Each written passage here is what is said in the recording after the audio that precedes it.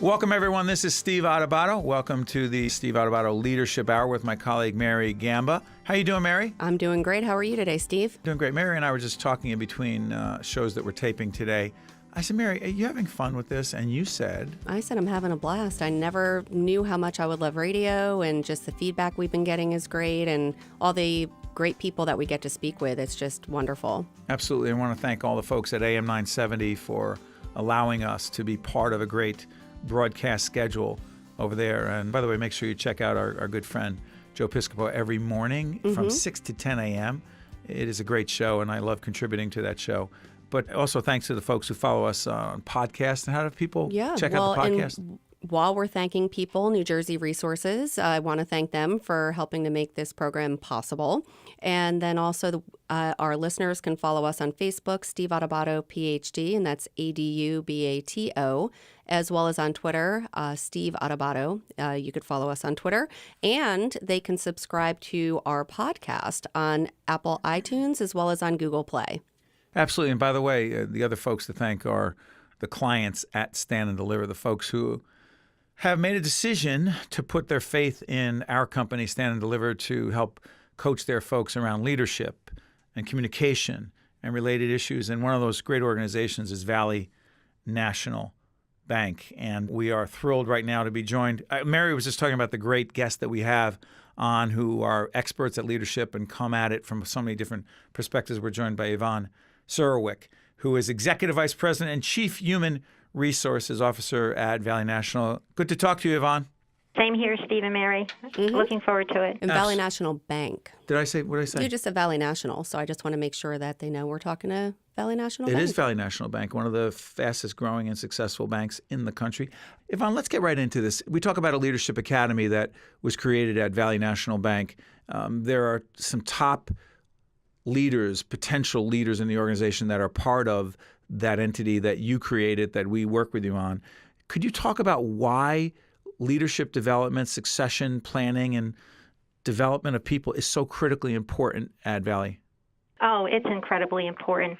Valley itself is I won't say the word transformation, but more so an evolution in terms of where Valley, the bank, will be headed from a future perspective. When you think about the industry in general, banking is changing rapidly. And so for Valley, really, our strategic imperative is to figure out how we compete in that future space. And those leaders are really part of the equation in terms of how do we really compete in a market that continues to evolve at a rapid pace.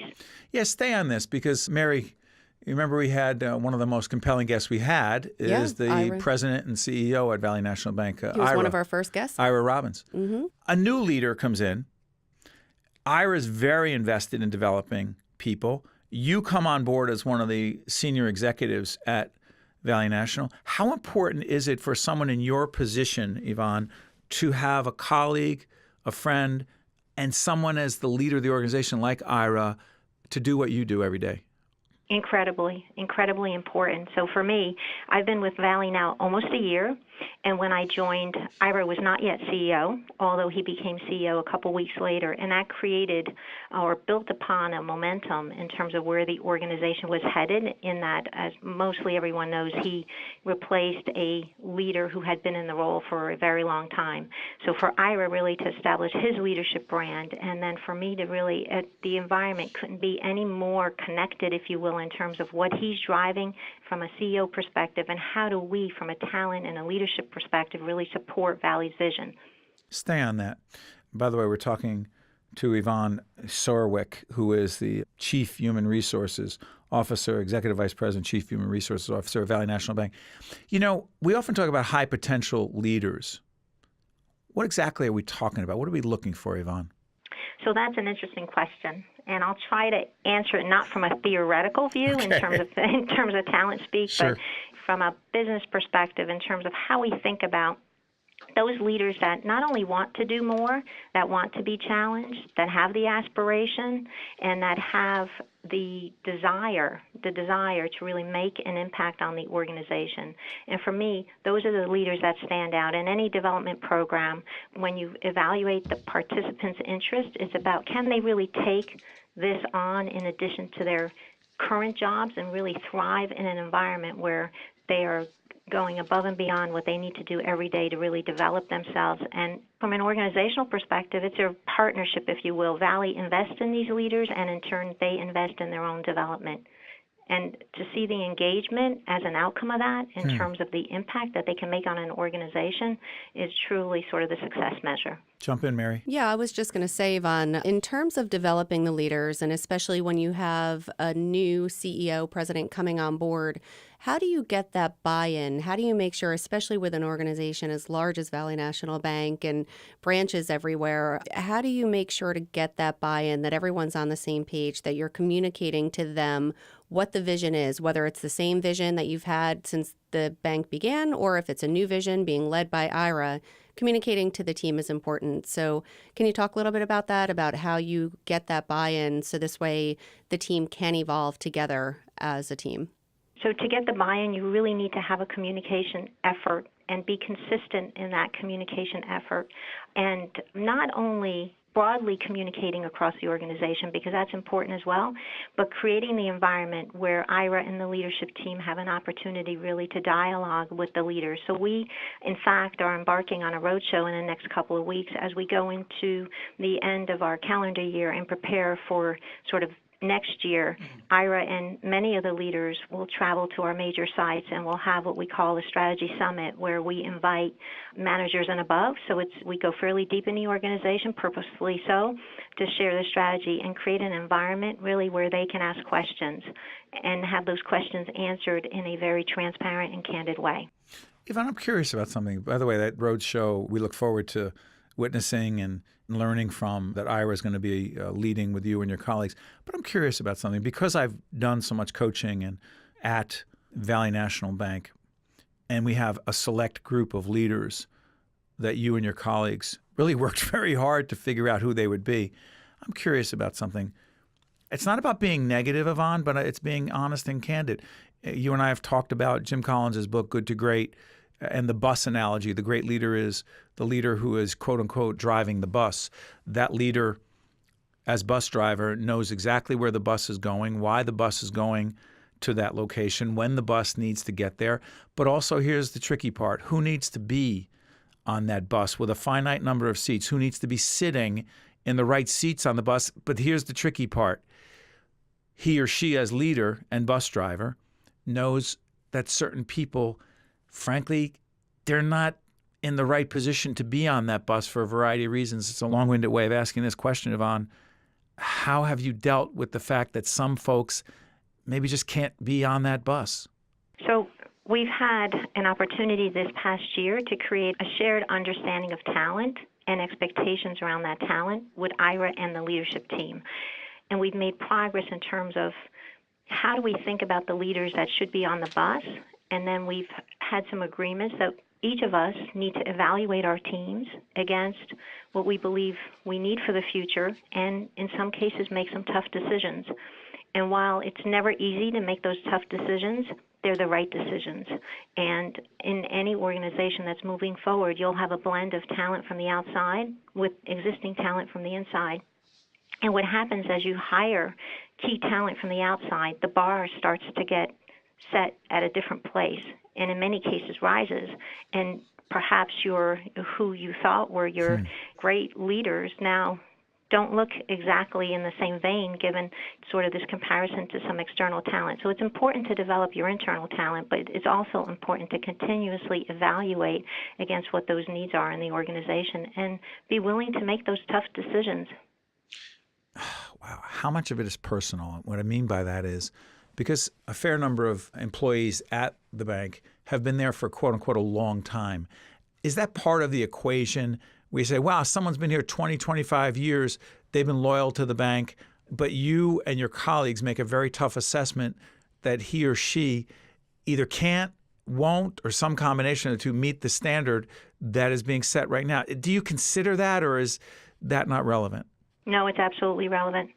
And, what's also important is that when you have that conversation with that individual, that it's not a surprise, that they have some understanding in terms of how it's been going. Because in many cases, the individual when they become part of their own solution and help you really strategize in terms of what's best for them and what's best for the organization, then the outcome is stronger. Wow. Both because in those tough decisions, what really happens, it's not just about that individual, it's about the teams beneath them. So the teams that they lead are looking up and realizing that someone that they've worked for or trusted may be leaving the organization. And for that person to really be part of the solution, that's really what we strive for in terms of those decisions. Yvonne Surowiec is Executive Vice President, Chief Human Resources Officer at Valley National Bank. One more question. I'm going to open up a Pandora's box, Mary Gamba. But you said it before. I did a seminar last week for the New Jersey Business and Industry Association. They had a conference on women in leadership, empowering women, if you will. And the Pandora's box is this, Yvonne. Do you believe in any substantial way that men and women in general, or specifically, lead differently, and if so, how? I told you it's a Pandora's box I'm opening. Wow. You're right, you are. I'm sorry, but it's I heard so many women at this conference saying women have certain traits and characteristics as leaders, and that's what we need more of. And I'm thinking, okay, is that across the board? Is it like, where are we getting that? So you're a woman lead. You're a leader who happens to be a woman. You've dealt with all kinds of people and all kinds of organizations. So I'm curious about your thoughts. So there's a personal view that I have on this particular question, and then there's more of the broader view. Personally, I started as a developer. And when I showed up as a developer, and it was only a couple of years before I realized that a career change was probably a good thing, but when I showed up as a developer, I didn't show up as a female developer. I wanted to be the strongest developer that I could at the time. And so for me personally, I've, along my career, really showed up in the best way that I could and really compared myself against myself versus whether I was working with males or females. From a Valley perspective, though, 70% of our population is female. Is that right? That's fascinating. I didn't realize that. And I'm really proud to say that as typically when you go up higher in management ranks, that number trails off. Yet when you look at our board, when you look at our executive team, we have at the executive team level about 40% representation from females. So from Valley, you don't see that difference because it really is balanced. Is that a concerted effort, Yvonne? I believe so. I believe so. The opportunities were created for the female leaders, and we continue to ensure that we're really evaluating at each level of the organization the individuals for positions and ensuring that we take a holistic view, if you will. And you know what's so interesting about this? The Valley National Bank Leadership Academy that I'm proud to be a part of, more than half of the candidates in the academy are women. And I was saying to Mary that there's a major organization that we do a different, not a financial institution, but let's call it a healthcare organization that I do a leadership institute for, an academy for. And there are 30 members in the academy. Remember I tell you how many are men? How many? I want to say 27. 27. 27, Yvonne. So I do think it differs. It really is a cultural thing in terms of each organization and how that shows up. And do women show up differently than men in some cases? Of course they do. I mean, there is a genetic difference. Do you think it manifests, about a minute left, do you think it actually manifests itself, Yvonne, in leadership style and execution? Yes. Wow. In some way, I think it does. The question is the degree of magnitude, right? We have to be authentic. At the end of the day, every leader has to be authentic. You know, however they identify themselves, they need to be authentic in terms of how they show up. Listen, I said to Yvonne, trust me, I'll just bring up a whole bunch of leadership things I've been thinking about. And I hope that we touched on the issues that you wanted to talk about. By the way, before I let you go, is there a leadership topic we have not touched on that you want to mention, Yvonne? You know what's interesting, Steve? I'd like to hear your answer to that question, given all the work that you've done with leaders. That's why I love you, Yvonne. I'm going to sit back and... Do I think there's a difference? Yeah, do you think? I think I know the answer, but I'd like the world to know your answer. I think that the more women have an opportunity to lead, as they should, They face the same challenges, the same idiosyncrasies of ego and defensiveness and the challenges we face to be open to other points of view are faced pretty much the same. And the whole idea that women are basically more empathetic and compassionate and et cetera, I think is on a case-by-case basis. I do not believe that that is some thing that is just there. I'm sorry, I don't. And but I'd love to see it tested more, and I'd love to see more women in leadership positions. And you're just a testament to that. And I'm not just saying because you're a friend and a client, but it's just true. I've learned so much from you, and Mary and I are proud to be a small part of a big organization in terms of the Leadership Academy. And just thank you for that opportunity, and thank you for joining us on the Leadership Hour, Yvonne. Thank you. Mary? Yeah, thank you, Yvonne, so much. Gave us a lot of great stuff to think about and talk about. Yeah, she can go back and lead the organization with Ira every day. Thanks, Yvonne. Take care. All right, my pleasure. Thank you. Bye-bye. Bye-bye. Wow. I know I say wow a lot after. I know. But what is Yvonne doing asking me that question? I don't know the answer, but that's... I knew I liked her. I like her a lot. Yeah, but it is. I think it is good to hear your opinion on. We've asked a lot of questions to a lot of great people that we have on the show, but getting your perspective as a follow-up or just to add on to it is great. You know, by the way, Steve Adubato with Mary Gamba and Brian Brodeur here in the studio. We are taping the Leadership Hour. Stay tuned for the second half hour of the Leadership Hour, which is, in fact, State of Affairs with Steve Adubato. It's a important, compelling series that we tape at NJ TV studios in Newark, where we talk with leaders largely in the public sector. But right now, we're dealing with a whole bunch of leadership issues, and I'm going to put it on the table: the men and women in leadership positions. So, I know it's anecdotal, and it's not scientific, but I brought in. Okay, so this Miss America thing, I'm not a huge fan of. I'm not that I'm a fan or not a fan of Miss America. I don't follow the pageant that well. But I'm going to say something. I've known Gretchen Carlson for a long time. I did some commentary over at Fox when she was at the Fox News channel. We've had her on the show at one-on-one out of our Lincoln Center studio, at WNET studio. So I've known Gretchen Carlson, who is the chairperson, the head of Miss America. They got rid of, as they should have, many of the guys who were leading Miss America, the men forever who were leading it.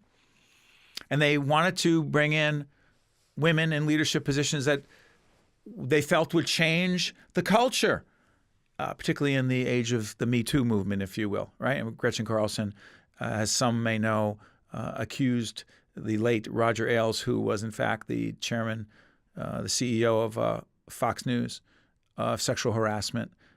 It kicked off a lot of the Me Too movement in the media, if you will. Why am I mentioning all this? Because help me if I get this wrong, the current Miss America charged Gretchen Carlson and the other women leading Miss America with, this woman's name is Cara Mund, is that her name? The 2018 Miss America? She wrote a detailed letter saying that the women, including Gretchen Carlson and other women that Gretchen Carlson put in leadership positions at the Miss America contest, of bullying her, of chastising her unfairly, of treating her unfairly, of not being sensitive to her needs as Miss America. And I'm thinking to myself, wait a minute. This is women. These are women in a leadership position who are supposed to be more empathetic, compassionate to women, et cetera, et cetera. And so they did away with the bathing suit contest. Okay. It's supposed to be more relevant to the times, but they're in leadership positions. And I'm thinking, what happened? Go ahead, Mary. Yvonne had said that the greatest leaders should be authentic to who they are. I'm not saying in this situation, by the way, I don't know what's obviously, true or not true there. I have no idea. I was just going to say that. We're just speculating based on, and that is, I think that is one of the biggest challenges that we are going to see over the next 12 months, 2 years, whatever. Well, excuse me, men get accused of being bullies. Men get in leadership positions. That's what I'm talking about. about. And those are accusations. And it's so frustrating because it does become a he said, she said, or in this case, a she said, How about she if it's said. someone's perception? But that's where we're going to run into this is a huge leadership challenge. What is it? It is the accusations. It is whether you want to say it's part of the Me Too movement or what have you. We have created an environment where, yes, we do want people to speak up if there has, God forbid, if there's been abuse, if there's been verbal harassment, if there's been any type of wrongdoing. You shouldn't have to hide. You should not have to keep it in and not be able to speak out.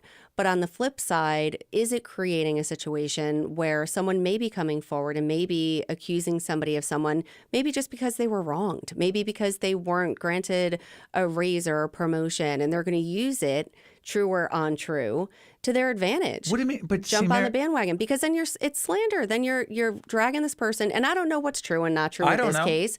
Any cases going on right now in our country. By the way, Mary's also talking. We're going to date ourselves, and when we're taping this, but the Kavanaugh, right, the Supreme Court situation with Judge Kavanaugh, and a second accusation of sexual, quote, misconduct, I don't know, when he was either 17 and then at Yale when he was a freshman. We don't know what's true or not true. There's going to be hearings there. So what will happen will happen. Right. But that's really not the issue. It's not. But is it a leadership question? Because his qualities as a leader on the United States Supreme Court in a lifetime appointment, as we are taping this program, this is a leadership question. It's about character. It's about a lot of these accusations, and this goes back to how we started the conversation, is, are women more empathetic? Are women and men, do they communicate differently, and do they have a softer side?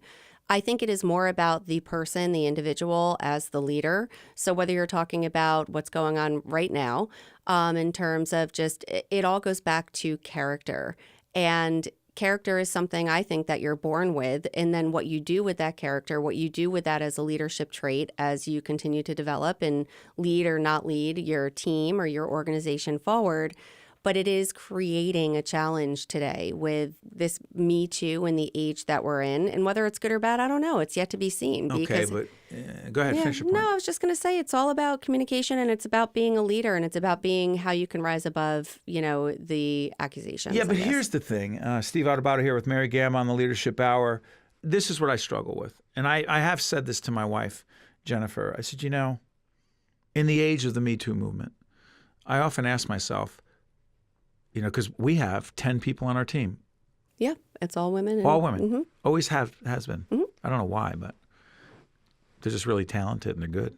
We're good at what we do. We get stuff done. Yep. I asked myself, you know what? Could someone have said over the years, of the 25 plus years that I've been running the not-for-profit production company that produces programming on public television and other platforms, could someone have, quote unquote, accused me? Now, I'm convinced around the sexual issue, I'm not buying it. But it could. Could someone more realistically accuse me of, dare I say, creating I'm going to use the word hostile work environment? Well, what do you mean by that? Well, Steve has raised his voice. Steve has used profanity on occasion, or more than that. And you know what? It was threatening to me. And the answer realistically would be, yeah, they could. Now, a lot of this is written about in my book, Lessons in Leadership, the things that I've learned from acting in ways that were inappropriate. But say someone said, I felt threatened. Right. What do I do with that? Yeah. It is. It opens up a Pandora's box. It does, get into different legalities. But it's not truth or not. Exactly. That's if someone says perception. But then I argue, well, you weren't that good at what you were doing, and therefore that's probably the reason why you said it. Well, how does anyone know? How about if someone really perceives that the way I handled the situation was threatening to them or was hostile, whether it was my intent or not, as opposed to saying, listen, this is unacceptable. This is work that's not, it's more assertive than that. It's like, this is crap. This is crap. It's not good enough, and we're not going to get this done, and you need to do this by, oh my God, I don't like the way Steve's talking to me. You say? Because you've been on the other end of this as well. Let's not play games here. Oh, no, of course I have been. And you've challenged me on it. And I have challenged you on it because there is a difference. Not recently. No, definitely not. Because great leaders evolve and take feedback and apply it, and you have done so, which is fantastic. And to your credit as a leader of the organization. And I will not argue with that. Exactly. But there have been times, and when the stakes are high, the emotions get high. And when mistakes are made at those moments, things are going to be said. Or the stakes aren't even that high, and you act like they're high. Oh, that's the worst. And you go from 0 to 60. I've said to you a million times, you can't get as angry because I used a wrong name in an email as you do if I lost a $50,000 proposal or grant because I missed a deadline for a year. So it's it needs proportionality. to be, it has to be proportionate, because if not, then it's just going to become noise and no one's even going to listen because, well, he yells at me all the time anyway. So then you just shut down and you don't even listen and you just come to work every day and do your job. And but go back to the whole question of the way this whole conversation started is in the quote Me Too movement. Yeah. Leaders. Mm-hmm. And you don't have to be the CEO. You could just be a leader in an organization who happens to be a man. Right. Do you think there's an environment that we're in right now that, because women don't get accused of this for some reason. I would not want to be a man right now. I mean, you're talking... in a leadership position. You're talking people with pensions on the line. You're talking with people that have worked hard, their reputation. If somebody has worked at an organization for 25, 30 years and then an accusation comes out, even if it's found to be unwarranted, untrue, there will be that tarnish on your brand and on who you became, and that's very unfortunate. Yeah, okay, yeah, but there are people like Les Moonves, who was the leader of CBS, who made a ton of money for them, who made a ton of money for himself, who allegedly treated women in a horrific fashion. Right. But there's also there's Harvey allegedly... Weinstein. There's also my former colleague, Charlie Rose, all kinds of folks. Matt Lauer, who knows what happened. But Mary, it's not like this stuff is made up. Some of it... All of those situations, there is evidence, there's factual basis, there were witnesses, there's a paper trail of people saying in some of the situations, you know, a doctor or a nurse that was treated by one of the people that you had said, there's email, you know. And by the way, a lot of leaders in those organizations turned a blind eye to this stuff, which is a real lack of leadership. Go ahead. That is a lack of leadership. But then you get on the flip side of it where it could even just be one out of the blue, hey, when we were 15 at a party, you did X, Y, and Z. And how do you go back? How do you prove or disprove? How do you even, you know, again, we're going to date ourselves, but, you know, when the trial happens this week, when, you know, You're talking about the Senate testimony. Exactly. But with Judge Kavanaugh. Yeah. So how do you prove or disprove? What do you know, you're going to get each of their testimony. Leadership is not a court of law. But this is kind of and I hate to use the word kind of because it's a qualifier, but it is turning it into, I just hope that it goes in the right direction. I hope What's that the right direction? The right direction is that people who have been afraid to speak up, who are afraid to say, I have been wronged, I have been mistreated in a way. Or I was put in a position to make me feel as if I did not respond in a sexual fashion to this overture. My job was at risk, my career is at risk. That's real. That is real. But what I don't want... men have been doing that for a very long time. But we can't go the way that Little League and all of this where everyone gets a trophy at the end of the day. And what does that have to do with getting a trophy? It has to do with, sometimes I do believe that there's people in an organization. It's easier to play victim. It's easier to say, you don't like me. You're treating me differently than Bob down the hall. You're treating me this way because I'm a woman. You're treating me this way because I'm older, younger, millennials. Whatever you want to say, whatever you want to fill in the blanks with. And that's not fair to do to a leader who, sure, maybe they could have handled the way that they communicated when something went wrong in a better fashion. But that does not preclude them from saying tough things, giving really hard to hear feedback that may, frankly, make you angry. He made me cry. Yeah, exactly. But which you want to means know he what? must be a mean But a mean that's leader. not illegal. That's the real world. But so you said need character. You think, listen, you think people have ever cried after I gave them feedback? I've cried after you've given me feedback. So yes, I you don't have to actually say that. I'm proud to say it. And again, whether that's a man thing, a woman thing, I've seen men cry as well, not with your feedback because we have all women in our office, but it's even tears of frustration. But sometimes. you are also potentially going to, I don't want to get too deep into this, and you can read Lessons in Leadership, my book, to find out more about it. Mm-hmm. But the truth is, Mary was about to leave the organization a few years ago, and part of it was around my quote-unquote leadership style. Exactly, because your frustration around it. Yes, but I also wouldn't have said to the media or to my legal defense team that I was treated so poorly that we need to do a whistleblower thing on Steve Adubato because he told me that my work was subpar and I need to get my act together. That would be a victim mentality in your mind? That would be a victim mentality. And again, I am not discounting any. Of course, there are horrible stories out there and people who have faced horrible, horrible situations. That's where this is so valid and so relevant, and the time is right for them to stand up and come forward. You think we're at a tipping point? I hope we're at a tipping point, meaning in a good way. I think tipping point could be good or bad, right? If I'm understanding the expression. Well, something. It needs to balance out. It needs to, I feel that there needs to be a point where common sense comes into play a little bit and that we do level out a little bit. As opposed to what you perceive to be a rush to judgment? Yes. Wow. Because I feel bad. I do feel bad. And again, man and woman, I'm a woman here. I feel bad for the men out there who have done a great job, who have worked their tail off to get to where they are. And an accusation. Are we all one accusation away in your mind? Absolutely. Really? You can't get people to on-see or on-hear an accusation. And once it's out there, it's hard to put that genie back in the bottle. And even though I know that so-and-so has been cleared of whatever allegation it was, it's always going to be there. Well, maybe, even though the court of law decided that it really didn't happen the way and that very rarely do they go to court, by the way. Yeah, but your board decides, the leadership decides. Yeah. It's so interesting. And someone might say, "Why are you talking about all this if it's a leadership show?" Mm-hmm. Why? Well, because it's all leadership. It's all, whether you're talking men or women in leadership, it is about, again, us stepping up, being leaders, being good people. And at the end of the day, that's really, when we're 95 and looking back on our lives, were we a good person? By the way, real quick, a lot of people believe that if more women were in leadership positions, less of this would happen.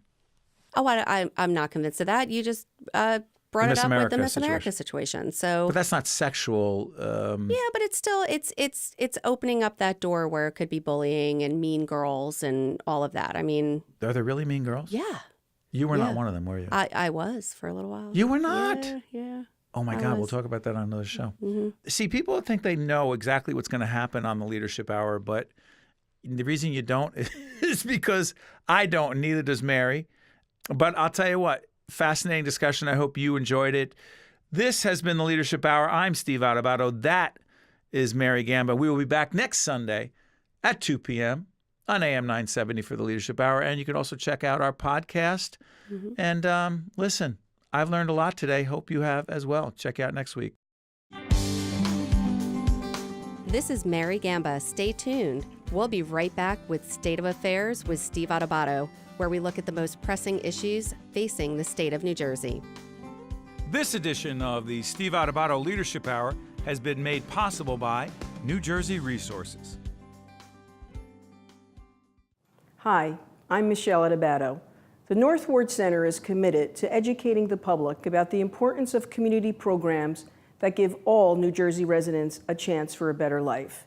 That's why we're proud to support the important educational programming produced by the Caucus Educational Corporation. State of Affairs with Steve Adubato is brought to you from the Agnes Veris NJTV studio at 2 Gateway. Funding has been provided by the New Jersey Education Association, the Turrell Fund, supporting Right from the Start NJ, the North Ward Center, New Jersey Sharing Network, dedicated to saving lives through organ and tissue donation, Summit Medical Group, Delta Dental of New Jersey. Everyone deserves a healthy smile. And by Keystone Mountain Lakes Regional Council of Carpenters. Your future is in our building. Promotional support provided by the New Jersey Business and Industry Association and by Insider NJ.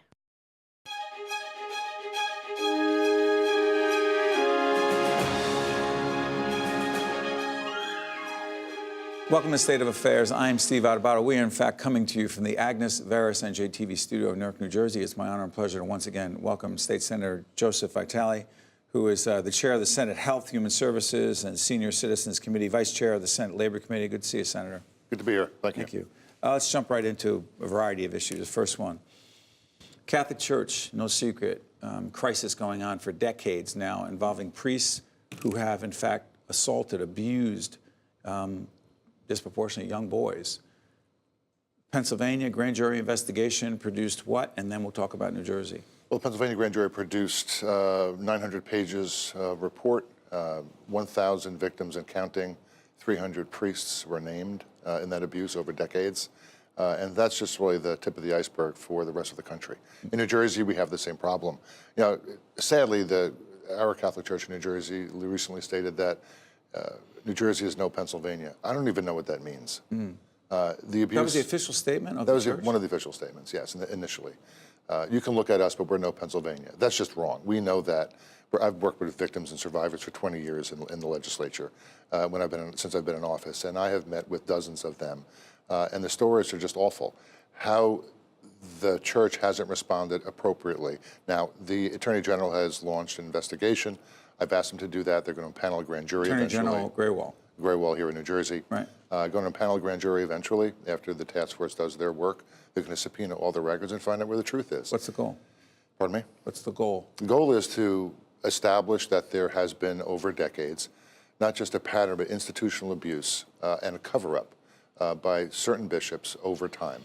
And that abuse has not stopped. We still hear about cases today. I think the church has done a better job trying to weed out bad actors. But when you rape a child, there is no excuse. There's no justification for that, of course.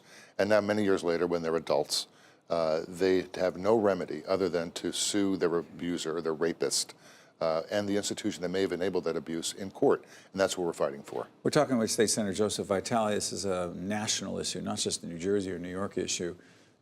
Statute of limitations as it relates to these cases. Your legislation says what about that? Well, I worked with the survivors, and they said we need a compromise. 2 years is too short. So right now it's 2 years after the incident, or it's 2 years after the discovery. So discovery. if we turn 18, you have 2 years to bring a claim, meaning that the statute of limitations says that the discovery rule is this.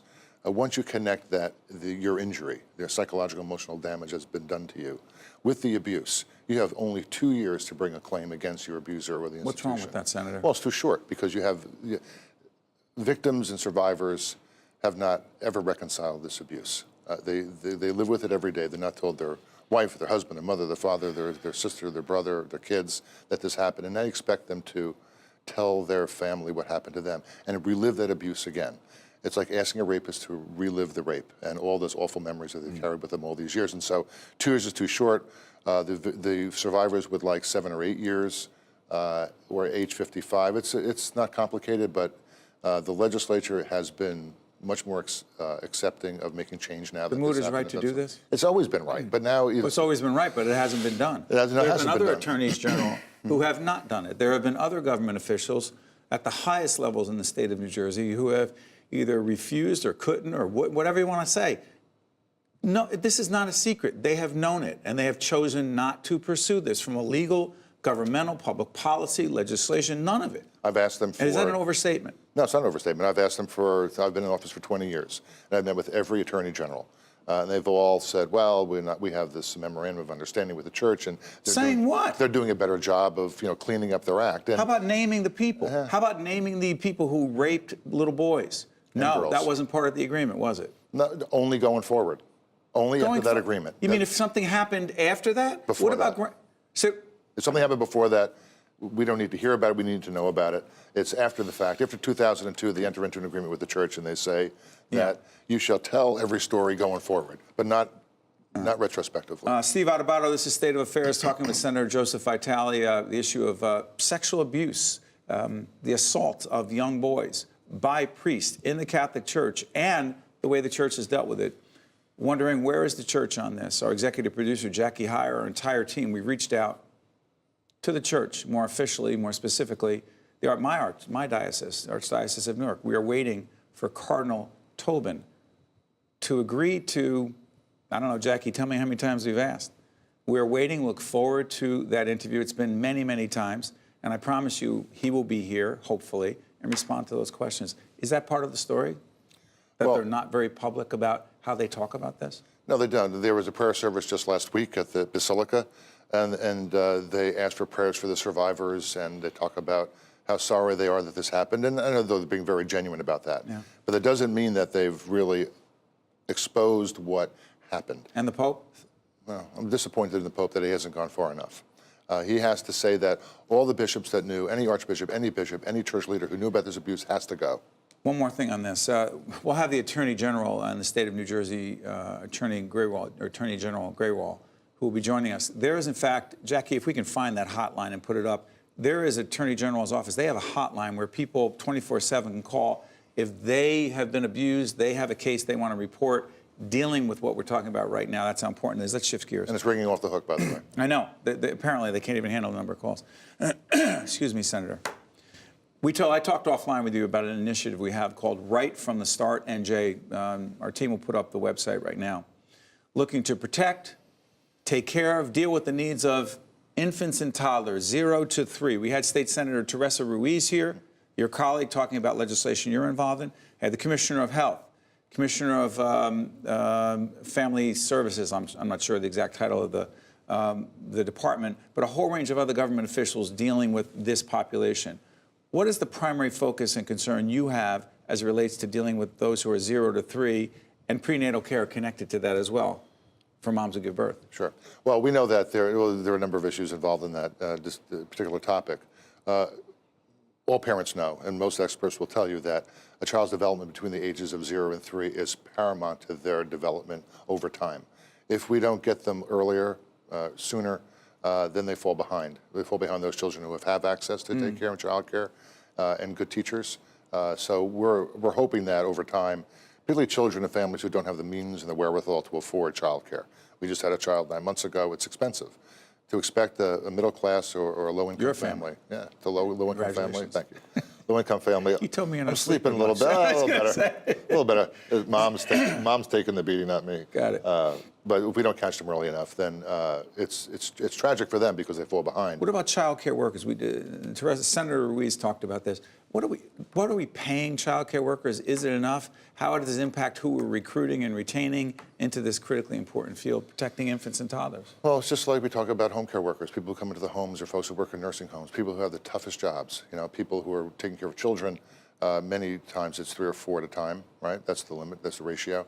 It's difficult work, and it's important work. And if we don't pay them a living wage with benefits, how are we going to recruit and retain people? Anyone who's watching this knows that if you have a job, even if it's you wake up sometimes you're not happy about going to work, but you're making a good living, you're providing for your family. If you can't do that as a child care worker, you're going to go someplace else. Educating the public about prenatal care. And again, we'll put up our website again. Why is that so important? Well, prenatal care is important for the mom and for the kid. So we, St. Barnabas, Robert Wood Barnabas and the Barnabas Health System have done a great job at a new initiative to really ramp up what's called Stop, Look, and Listen, to talk to the mom just after they've given birth and before, to make sure that she's okay. And there are signs that they need to sort of acknowledge if she's in trouble or maybe in trouble going forward. But prenatal care is paramount in New Jersey, especially in urban communities where healthcare access is limited through Medicaid providers. Those moms don't get the prenatal care they need, and the kids suffer for it. We're talking to State Senator Joseph Vitale, the leader of in the state legislature when it comes to a whole range of healthcare issues. Steve Adubato here. This is State of Affairs. The Trump administration and their efforts as it relates to, I'm not going to say dismantling, but changing the Affordable Care Act, otherwise known as Obamacare. What does that mean in New Jersey? A, and B, what are you and your colleagues doing to protect New Jerseyans and their health coverage? Well, Donald Trump and the Republicans in Washington, as you've said, made it a mission. You mean Congress? Congress, right, to dismantle the ACA. And they've been doing a pretty good job of it lately, but New Jersey has stopped them. So Governor Murphy signed my legislation just a couple of months ago that requires individuals in New Jersey to have health insurance. The Republicans in Congress and the president are doing away with that at the end of the year, and that's very important to know that. Is that the individual mandate? The individual mandate. So you have to have insurance. And we also passed the bill the governor signed that will lower insurance rates in the individual market by nearly 9% next year. It's a new reinsurance model. It's adopted by states across the country, Republican and Democrat governors. Scott Walker in Washington, in Wisconsin, Republican, Democrats in New Jersey and Oregon and other places have adopted this new measure. Lower insurance rates, that's never happened in the history of health insurance. So that'll go down next year for those individuals. And so we've done what we can to push back against Washington, push back against what Trump and the Republicans in Congress have said is just an awful health care system. And they've never suggested replacing it with anything better. By the way, what happens if the Affordable Care Act, the ACA, Obamacare were done away with, repealed totally? What do you think would happen? Well, it would be a disaster for millions of Americans and for hundreds of thousands, if not millions of New Jerseyans, because they will be left without insurance, and those who are left with insurance, whether through business or otherwise, will pay more because people who are sick will go to the hospital. Those rates will skyrocket, and those costs are pushed onto health insurance plans that the rest of you and I have. But Senator, before I let you go, there are some aspects of the Affordable Care Act that you and many others have acknowledged, hey, wait, it's not right. It's not working the way it should. Well, look, I think that if the subsidies that we provide for low-income families was greater, because you have a bubble, right? You could, if you earn a certain amount of money, you get a subsidy. Just over that, you don't. I'd love to see the federal government be able to say, look, we're going to raise that cap, but they won't do that because they want it to fail. If we did it in New Jersey, they want it to fail. Of course they do. They've said that they want it to fail. They want to dismantle Obamacare, the Affordable Care Act. By it failing and then saying, you see, we were right? Well, making sense of what they're saying has never made sense. This is State Senator Joseph Vitale. Joe, I want to thank you for your service in the state, the role you're playing in the Senate Health, Human Services, and Senior Citizens Committee, and also the Vice Chair of the Senate Labor Committee, and also, more importantly, being a dad, new dad. It's great How many stuff. months again? 9.5. Best thing I ever did. Thank you, Joe. Thank you, Appreciate it. Steve. Stay right My there. pleasure. State of Affairs, Steve Adubato. We'll be right back.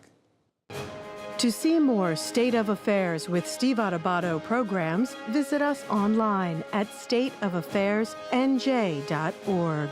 If you would like to express an opinion, email us at info@caucusnj.org. Find us on Facebook at facebook.com/Steve Adubato, PhD. And follow us on Twitter at Steve Adubato. We're pleased to welcome two very good friends of the show, Brendan Gill, Democratic strategist, Essex County Freeholder, and principal in the B. Gill Group. And also Mike Duhame, Republican strategist, partner at Mercury. Good to see you, gentlemen. Hey, Steve. Want to talk a little politics? Sure. Okay, we're in the fall of 2018. Are people engaged in this so-called midterm election with the U.S. Senate race, Bob Menendez, Bob Eugen, and a bunch of congressional races? Are people saying, hey, I'm in? I got to tell you, Steve, from the Democratic side of the aisle, I've never seen this much engagement in a midterm election year. I've been involved in campaigns up and down this state over the last 20 years. Happened to also participate, in local party activity. I have never had more people raising their hand to volunteer, to canvass, to phone bank, to plug in. So there is a lot of engagement. See energy. What do you see, Mike? There's a lot of energy out there. Yeah, I think one way you engage intensity and energy is through the number of votes, the sheer number of votes that are cast. And looking at primaries is a bit of a harbinger. And if you look at what happened in New York, the turnout in New York just a few days ago, last week. The Cuomo primary? Cuomo primary was double what it was 4 years ago. If you look at the New Jersey primary this year, Democrats had a very high turnout. And it's something that people overlooked in the 2016 presidential election. There was far more intensity on the Republican side in the primaries. There was so much focus on Donald Trump, but Hillary Clinton was getting far fewer votes than Barack Obama when he won the primary. So there is intensity on this side, on the Democrat side. I think you have to, if you're a Republican, you have to see that and acknowledge it and obviously figure out a way to fight through it. But that intensity is there. I would agree with Mike on that point too, Steve. And also one even statistic from the gubernatorial election last year in the state, in the Democratic primary, there were more votes. Governor Murphy at that time, candidate Murphy at that time. I think you did. You run that campaign? I did run that I'm joking. campaign. We know you ran the campaign. Go ahead. That's okay. Well, got to get it while you can. Exactly. I was going to say we received under some brilliant leadership.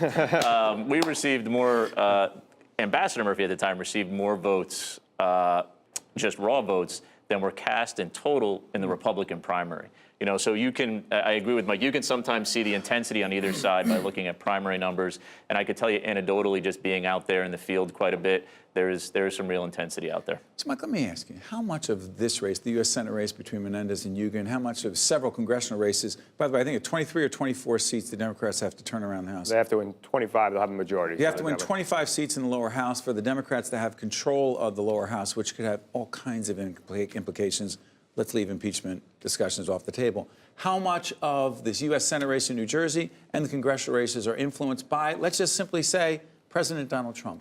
They're very much impacted. Historically, the first midterm of president in power, their first time after 2 years, historically is bad for the party in power. George W. Bush being an exception, the year after September 11th being an exception where Republicans picked up seats. But if you look even at President Obama's numbers, Republicans picked up 63 seats in the House in 2010. 63. And his numbers, for as much as we look at Donald Trump, and I think in this part of the country as very unpopular, his numbers are actually nationally not that different than President Obama's were at this time in his rule. So 63 seats are what happened in 2010. And if you look back, even Ronald Reagan, George H.W. Bush, Bill Clinton, obviously 1994 was a Republican revolution. There is this pushback. So it's a factor. People are looking at it as a factor right now, and whether or not they want to check him, and that's why these individual races then will take some shape. But certainly the backdrop is one that is traditionally favorable, or typically favorable historically, to the party that's actually out of power. Right. And I think you're seeing that, and Republicans are going to have to fight against that. It's right there, Brendan. Steve Adubato here with Brendan Gill and Mike Duhane. By the way,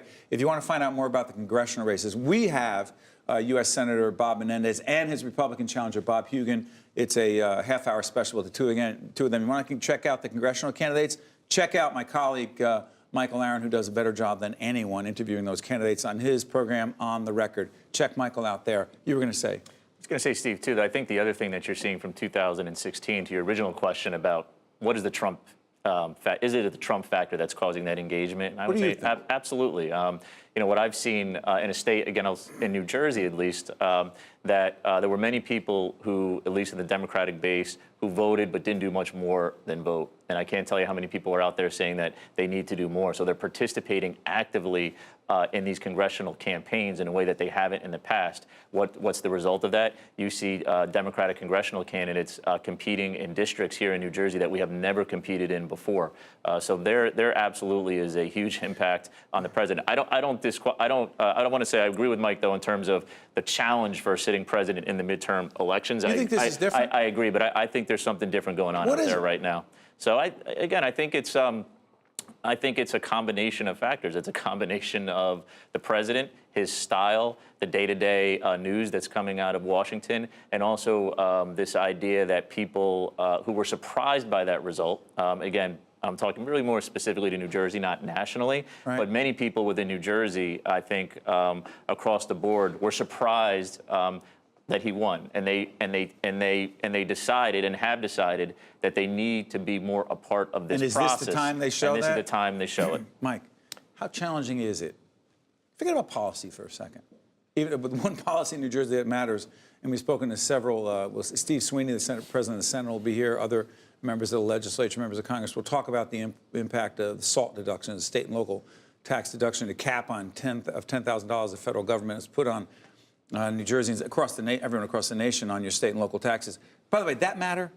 It matters in New Jersey. I mean, disproportionately, there are 4 states that ended up really being hurt by that. New Jersey being one of the biggest ones. California, New York? And Maryland being the 4th, along with New Jersey. So there was, yes, I think, but there is the counterbalance of that is that the economy is going very well. Now, it really is. Now, if the president could speak just about that and not about a myriad of other things, he hasn't shown the ability to do that at this point. But I think if you could focus just on that, Republicans would be very happy, and they would be able to say, we're putting conservatives on the Supreme Court, we are getting tax cuts, the economy is going in a good direction. So many of those other indicators, the many people who voted for the president should be happy with, but there are so many distractions out there that we're not talking about the economy. Normally, we would be talking about the economy be a good thing, and it would really be a pushback against that historical norm that I talked about, but it's not a focus. That's Mike Duhane. This is Brendan Gill. I'm Steve Adubato. Brendan, I'm going to ask you guys both this. Don, is it the Trump party, or is it still the quote-unquote Republican Party? I think it's both at this point. I think Donald Trump is the leader of the party, whether everybody in the party likes it or not. He is the president of the United States, and with that defines the party to most people. It defines the party certainly to the opposition party and to independents. Is it challenging for you, And within Mike? The Republican Party, it is a challenge. As a very middle-of-the-road Republican who's dealt with all kinds of people, was a key leader, advisor to Governor Christie, worked across the aisle. Is Trump hard to have him be the leader of this party? It's difficult because there are certain parts where the party, where I and others, I mean, you never agree with anybody 100% of the time, right? But there are certain parts, certainly in New Jersey, where we're as diverse as we are, and some of the issues that come up that have racial overtones, ethnic overtones, or that we're very uncomfortable people really with. didn't die in Puerto Rico as a Democrat. Yeah, those are very difficult. I think the hard part for a lot of Republicans is there are some policies we agree with, and the style and some of the rhetoric is something that we find intolerable. Got it. Well, Brendan, how about the Democrats? I'm curious. You've got Democratic socialists, folks very far to the left, who are winning in certain primaries. You've got other mainstream, let's just say you got mainstream Democrats, and you have Steve Sweeney, the president of the Senate, coming here in just a little bit. Right. How fractured is the Democratic Party these days, and which party are you a part of? So let me take that big? Yeah, it's a big district, a big state. We say Republican Party, we say Big Tent, small door. Yeah, small doors, good one. What do you got, Brendan? Then it's not good for me either way. Then. What do you got? So very quickly, it's not a. We are in an environment that I would say the word is progressive, not just socialist, but progressive. The politics right now within the party are definitely center-left, but that's because those are mainstream politics, meaning that what you saw going on in New York, what you saw going on in other congressional districts, are people who ran on platforms that are about mainstream ideas. Bernie Sanders stuff? Meaning health care for all, meaning a livable wage. I would even argue that although there's indicators that unemployment is down, wages are stagnant, the idea that this economy is doing really, really well, it's one of the reasons that you're not able to run on it, because it's really not true out there for a lot of people. So this idea right now within the party that there's a tug of war between maybe left and center politics, clearly what we're seeing is that the base of our party, which I would say is the mainstream in our party, wants to talk about those issues. Those issues are important, and they are mainstream, and they are mainstream issues. Whether you're talking about healthcare, whether you're talking about the environment, whether you're talking about education, these are not radical ideas. You won't see this manifest itself for a while, because Republican, we lived through this in 2010. It was probably more extreme than what's happening in the Democrat Party, but you saw more moderate Republicans losing to more far-right conservative Republicans, and then doing poorly in general elections. So in the long term, the definition of the party, what you're seeing now are liberal Democrats, not like conservative, liberal Democrats in New York, in Massachusetts, losing congressional primaries. So the face of the Democrat Party, the ideology of the Democrat Party is going to be very different in 2 years. And so we'll see. There's going to be a fight, just like there's been a fight on the Republican side. But there's a constant evolution in both parties. I would agree with that. I got a minute left. I agree with that. I'm not sure that what you're seeing right now within the Democratic Party is going to be as severe as what we saw in 2010 in the Republican Party, based on the numbers of people who will be elected this November. I don't think you're going to see what you saw with the Tea Party in 2010 happen in the Democratic Party in 2018. Guys, 2 seconds left. Look at this civil, respectful, collegial discussion between a Republican, Mike Duhame, a Democrat, Brendan Gill. Why is this not taking place across the country, and why is there so much polarization, divisiveness, and hey, we can't talk? 30 seconds, The media has changed tremendously now. You can self-select what you do. Now it's us, Mike? It's your fault. No, it's your fault. No, it's allowed people. It's allowed people to self-select. So if you're a Republican, you can get your news from Breitbart. You can listen to Hannity and Rush in the car, and then watch Fox News when you get home. Same with a Democrat. You can watch MSNBC. You have to have actual discourse with real live human beings. Brendan, what do you got? A few seconds. I agree, and I would say finally that it's okay to be passionate. We have to accept that it's okay to be passionate about issues. Not nasty and name-calling, and we can't talk. Right, but that we can agree to disagree and work towards common purpose. That's why I'm involved. I still believe that, and we can still get there. Brendan Gill, Mike Duhame, I'm Steve Adubato. Just listening to these guys. Check you out on the State of Affairs next time. Thank you, gentlemen. See you next time. Thank you. That was good. State of Affairs with Steve Adubato is a production of the Caucus Educational Corporation, celebrating over 25 years of broadcast excellence. State of Affairs with Steve Adubato is brought to you from the Agnes Varus NJTV studio at 2 Gateway. Funding has been provided by the New Jersey Education Association, the Turrell Fund, supporting Right from the Start NJ, the Northward Center, New Jersey Sharing Network, Summit Medical Group, Delta Dental of New Jersey, and by Keystone Mountain Lakes Regional Council of Carpenters. Your future is in our building. Hi, I'm Dennis Wilson, President and CEO of Delta Dental of New Jersey. You probably know that visiting your dentist and daily at-home care are necessary for maintaining good oral health. What you might not know is that your oral health is connected to your overall health. Oral health may impact conditions like diabetes, blood disorders, and heart disease. Regular cleanings and checkups allow your dentist to assess your risk and keep you and your smile healthy. I could feel my lungs fill with oxygen, and I got my life back. The Sharing Network means to me hope, life, and everything. The Sharing Network was a lifeline to me when I really needed it. We are an organ procurement organization. The core purpose of the New Jersey Sharing Network is to save and enhance lives. To honor those who gave. Pay tribute to those who received. Offer hope to those who continue to wait. And remember the lives lost while waiting. For the gift of life. This is Mary Gamba. If you want more leadership tips and tools, log on to stand-deliver.com. This edition of the Steve Adubato Leadership Hour has been made possible by New Jersey Resources.